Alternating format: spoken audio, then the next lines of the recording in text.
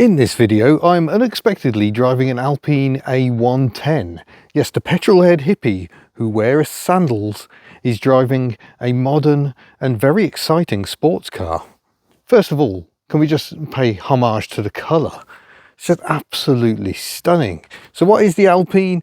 It's called the A110 and it harks back to the original Alpine A110. It is a retro design, so an imagination of what the A110 might look like if it was still in production today. The original Alpine A110 used a Renault engine mounted at the back.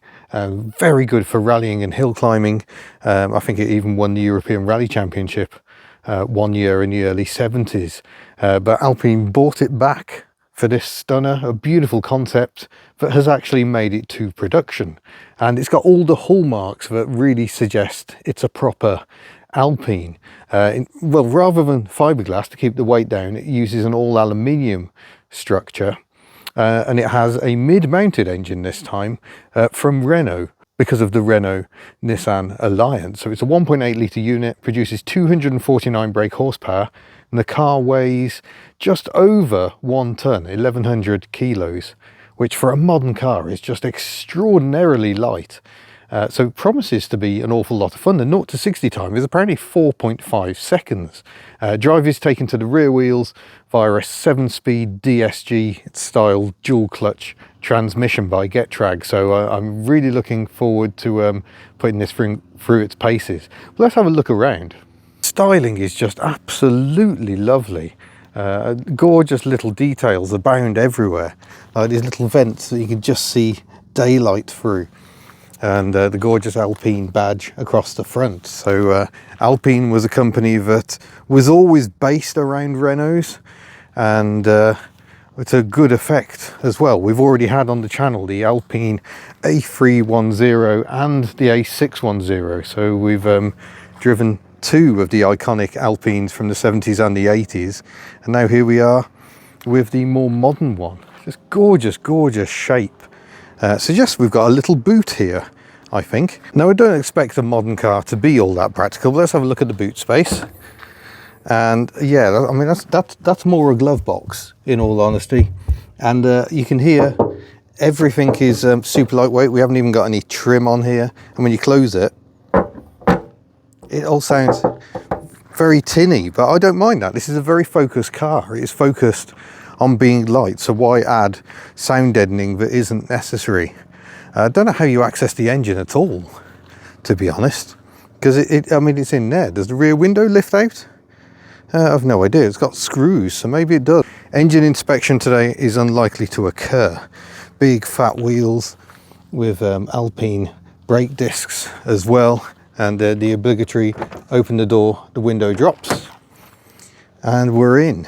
And got these lovely super light bucket seats, lovely detail here, the aluminium everywhere. It is really nicely done. All the cross stitch trim on the side panels, very proud of the Alpine and the French mixed in. We've got and slightly updated. Remember this stalk? I mean, you got these stalks in Renaults in the 1980s, and yes, it now has Bluetooth and stuff, but it's still basically the same stalk. Love that.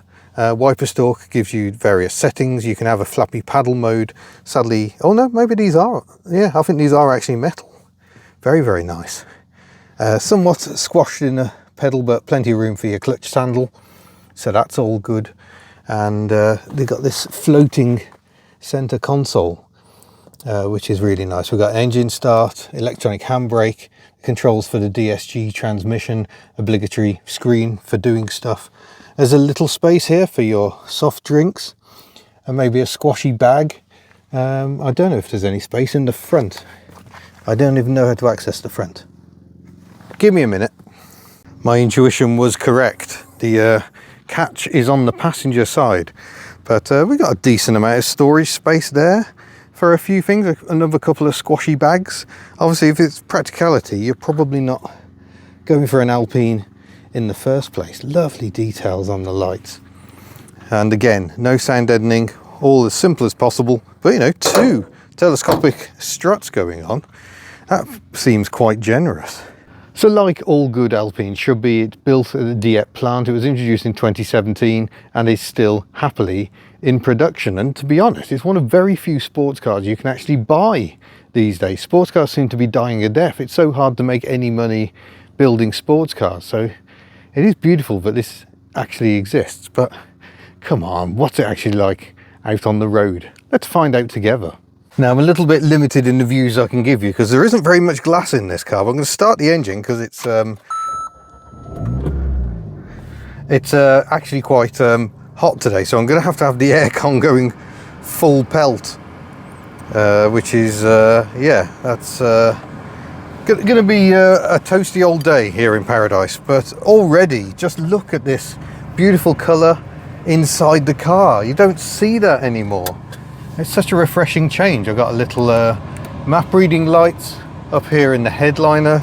That's quite funky, and really not too much switchgear. But we'll go into drive, and presumably the handbrake will release. Yeah, as I move away. I never trust them, you know. I never trust electronic handbrakes. So huge thanks to the owner Hugh for letting me drive this car. We are mutual friends of Whiteland Restorations, and so Lewis asked the question, could he borrow it? And I was like, okay, I'm going to have to quickly learn about Alpines. Horrible indicator noise, very, very modern. So as soon as you pull away, you can feel the ride is fairly firm, but you'd expect that. It's a sports car, not a family wagon. And the steering feels very, very direct. We're just in automatic mode, so it's doing the gears for me at the moment. 20 mile an hour for the moment. But as soon as you put your foot down even a little bit, it is very raughty. But I wonder if it's augmented sound, or are they actually piping it in from the engine bay? I don't know, because the slightest press of the throttle pedal and... woof! Holy smokes! No, I'll take that back. That did sound quite genuine. That sounds like induction roar. These seats are, oh my gosh, these are comfortable. And really hugging my figure. I have not got the biggest figure, but these bolsters are giving me a good squeeze. I'm getting a little hug as I drive the Alpine, which seems only fitting. It has a very friendly looking face. Just that little mischievous noise. It's very, very quick, as dual clutch transmissions tend to be. I'm sure many people would much prefer a full manual gearbox, but a good automatic or automated manual can be joyous to use, and that much more quick as well. Oh yeah, I don't know what that noise was, but I quite like it. It sounded like someone dropping a sword. Oi! Big tractor.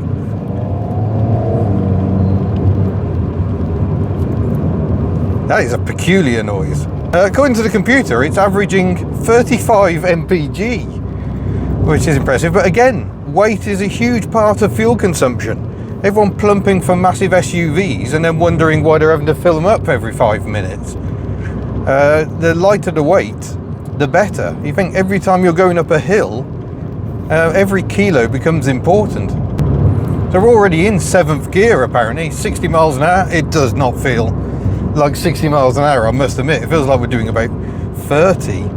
This car disguises the speed well. Well, after you've driven a Smart, this gearbox is a revelation. Wow. I must admit, I've always been curious about these cars, but I got a bit fed up because the media went absolutely crazy for them, and for a time it was all they'd ever talk about. And I was starting to think, am I the only journalist, is a bit stronger word, motoring presenter who has not driven an Alpine? Well, it's nice to finally correct that.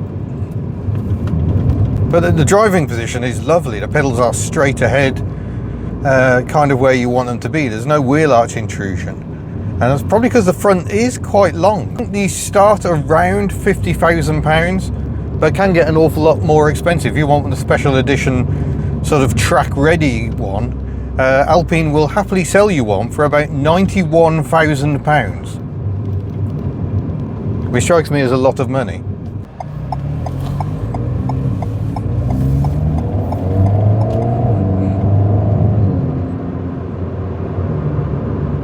It's weird how on part throttle it's so quiet and peaceful, but you could think you're in some sort of big GT car.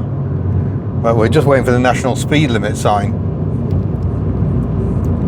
and we can wake her up again. As soon as you get on that throttle, grrr, sounds amazing.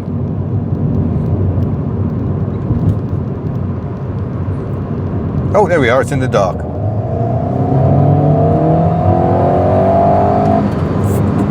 Crivens!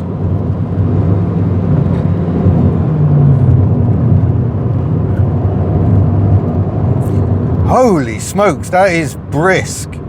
I have driven cars that can accelerate 0 to 60 in under 5 seconds, but only electric ones, I think. Although there was once a Gardner Douglas T70 replica in my dim and distant past, but I drove that in December, and trying to get that thing to hook up was a challenge. But like I say, because it's so nimble and so light, you really feel that. It's not like you've got to use it in stupid power mode all the time. Just the ability to maintain your speed cross country must be utterly joyous in this car. I've just noticed even the gear selector has managed to squeeze a little French flag on it. They're obviously very, very proud. And then as soon as you're out of hoon mode, you're cruising comfortably again. It's an extraordinary car. We are going to try and do a acceleration from a standstill.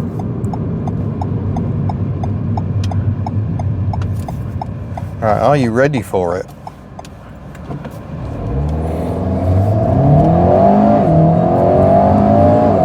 Oh, yep. Yeah, that was 60 pretty quick. What a lovely noise. I don't think I've driven a modern car that sounds as good, as engaging as that. And those gear changes, whoa!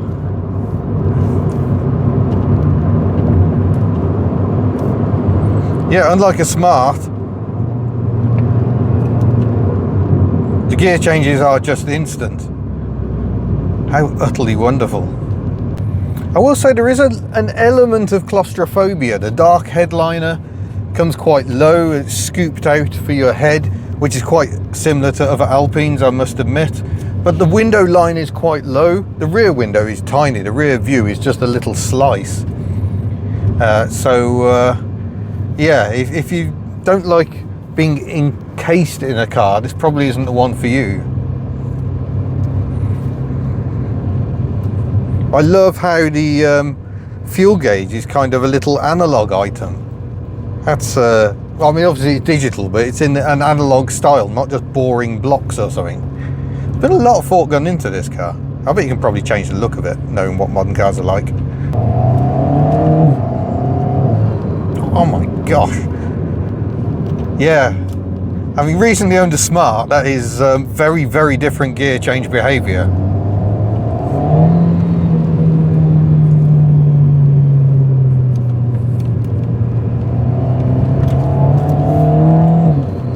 Oh my gosh.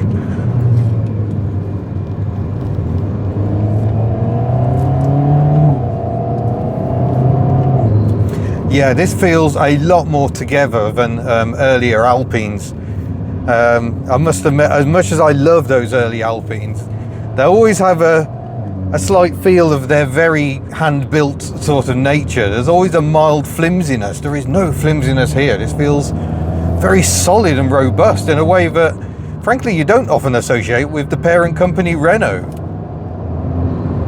And there's no creaks. Everything feels really good quality. Should we test the brakes? No one behind. Whoa!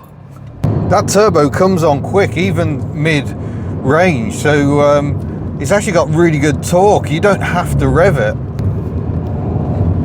Oh, now got sport mode.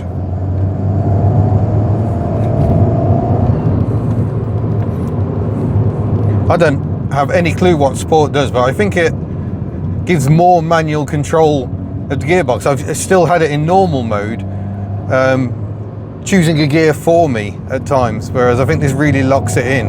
Yeah. Oh, listen to that. Exhaust popping.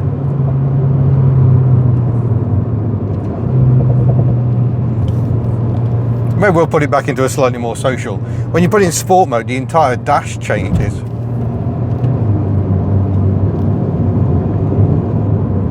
Oh. Yeah, I can see what all the fuss is about. So yeah, there's a look at the dials, and then if you put it in sport mode, it gets much more focused. And yeah, now does it actually show you? Yeah, it actually shows you the power output. I hadn't noticed that. I was a bit too busy concentrating. Wow, there you go. I've left it ticking over because the aircon is very, very necessary today, but that's amazing. So live, so robust. It feels so solid and very enjoyable indeed. So a world away from our usual hub nut fare, but very, very much fun nonetheless. So huge thanks to Hugh for letting me drive the car, and thank you for watching. We shall see you in a future video. Farewell.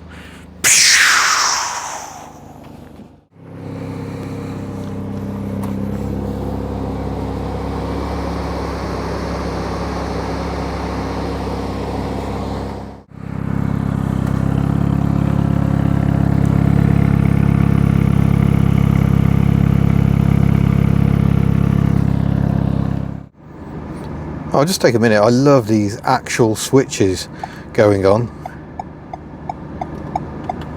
That's jolly lovely.